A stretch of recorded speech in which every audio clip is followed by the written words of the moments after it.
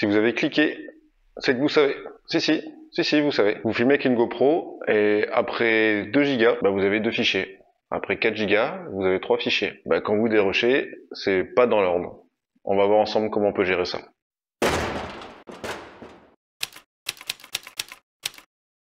Alors je sais pas qui est l'ingénieur qui a décidé de nommer les fichiers GoPro, mais ce jour-là, il a craqué. Bon, la première lettre, ça semble être un G, ok, pas de souci, H pour l'encodage. Ensuite, le numéro de fichier, et après le numéro de chapitre. Ils ont bien fait la description dans l'ordre, par contre, ils ont pas mis les petits modules comme c'est composé. On met le numéro de chapitre avant le numéro de fichier. Ça veut dire que quand vous avez plusieurs chapitres, vos fichiers sont pas dans l'ordre. Comme ici, si on regarde mes fichiers vidéo là, donc j'ai des chapitres 1, donc 01, 01, 01, et après des chapitres 2. Donc ce fichier-là, le 02 974, c'est la suite du 01 09 74. Le problème, c'est quand on va prendre tout ça et qu'on va l'importer dans un logiciel de montage, bah ce sera pas dans l'ordre. Du coup, j'ai cherché une solution. Vu que c'est à la mode, je suis allé demander à ChatGPT, que je ne maîtrise pas pour l'instant, et je lui ai demandé du code. Je lui ai expliqué mon problème, et après beaucoup de discussions, bon, ok, faut prendre le temps, mais vous n'aurez pas à le faire, je vous donne le code à la fin. Je lui ai demandé comment le faire. Donc, il y a plusieurs solutions, et celle que j'ai retenue, c'est de faire un petit script en Python. Donc, il m'a donné un bout de code. Spoiler, il marche pas son code. Le résultat final que je veux pour que ce soit dans l'ordre, c'est de renommer les fichiers en changeant l'ordre de ce qui est écrit dans le libellé. Là. Donc au lieu d'avoir un GX 02 09 78, on va mettre le 02 à la fin. Donc on va faire un GX 09 78 02 à la fin. Et pour que ce soit visible, on va même rajouter un petit tiret. J'ai pas mal bossé sur le code parce que je suis pas une star là-dedans. Bon, avec ChatGPT, ça n'a pas été super simple. On a eu du mal à se comprendre et il y a certains bugs qui sont arrivés. Il a fallu les résoudre. ChatGPT, c'est pas la solution à tout. Je sais peut-être pas m'exprimer correctement quand je parle à ChatGPT, mais j'ai quand même réussi à faire un truc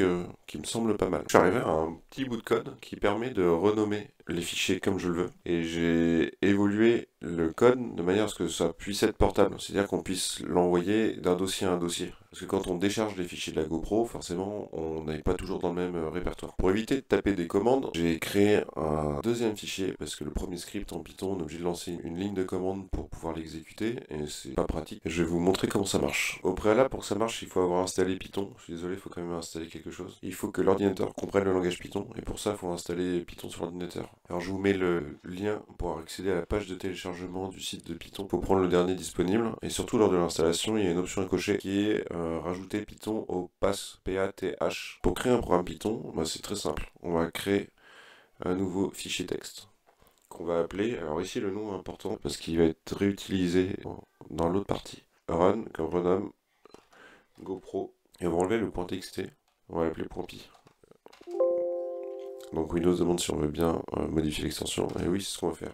Donc on a bien un programme Python qui est vide pour l'instant, qu'on va aller ouvrir. Alors moi je vais pas l'ouvrir avec mon éditeur habituel parce que tout le monde l'a pas nécessairement. On va l'ouvrir avec le bloc-notes, donc c'est tout le monde l'a sur le PC. Et je vais y coller le code sur lequel j'ai bossé. Alors ce qu'on voit vite fait dans les lignes, parce que je suppose que la programmation c'est pas forcément votre truc. La première ligne c'est pour pouvoir accepter des caractères spéciaux, notamment dans les noms de dossiers, les fichiers, ou enfin c'est pour éviter tous les problèmes. Là on vient importer des fonctions pour que le programme comprenne ce qu'on va lui dire derrière. Et derrière, vérifier s'il y a des fichiers à modifier dans le dossier où on est. Pour ça, on va vérifier que le nom du fichier commence par GX ou GH, parce qu'on a vu que tout à l'heure, le nommage de GoPro commençait forcément par l'un ou par l'autre, et qu'il se finit par .mp4 en majuscule, c'est important, parce que les fichiers GoPro sortent comme ça, et que la longueur du fichier est de 12 caractères total. On va prendre le nom du fichier, on va le renommer, donc en gardant les deux premiers caractères. Ensuite, on va prendre les caractères 4 à 8, on va rajouter un petit tiret, et on va prendre les caractères 2 à 4, qui correspondent au numéro de scène, et on va rajouter .mp4. On l'enregistre. Donc ça, c'est bien, sauf ce que je voulais pas, c'était de devoir le copier d'un dossier à un autre en permanence. Donc celui-là, moi, je l'ai rangé dans un dossier que j'ai créé pour ça. Je me suis créé, dans mon dossier de travail vidéo, un dossier outils, et dans lequel je l'ai mis. Donc je l'ai enregistré tel quel, là-dedans. Les programmes Python, on peut pas cliquer dessus. Quand on clique dessus, on les ouvre.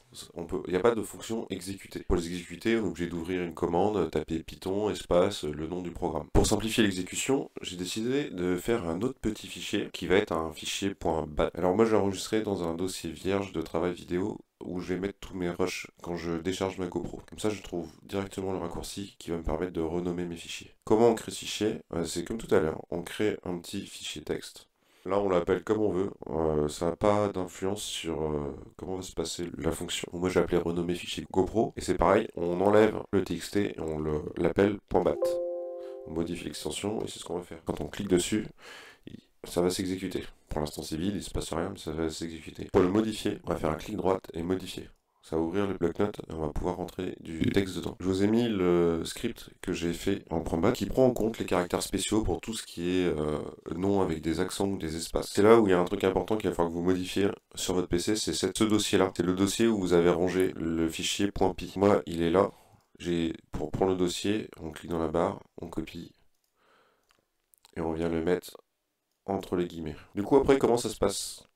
Une fois qu'on a ça, on a installé Python, on a notre programme Python qui est rangé dans son dossier, et on a notre fichier .bat qui est enregistré dans mon dossier de travail vierge. Alors je vais le prendre, et celui-là, en fait, je vais le déplacer à chaque fois que j'en ai besoin dans un dossier. Donc à chaque fois que je crée un nouveau projet, moi, il va apparaître dans l'endroit où je décharge mes fichiers, donc j'aurai juste à cliquer dessus.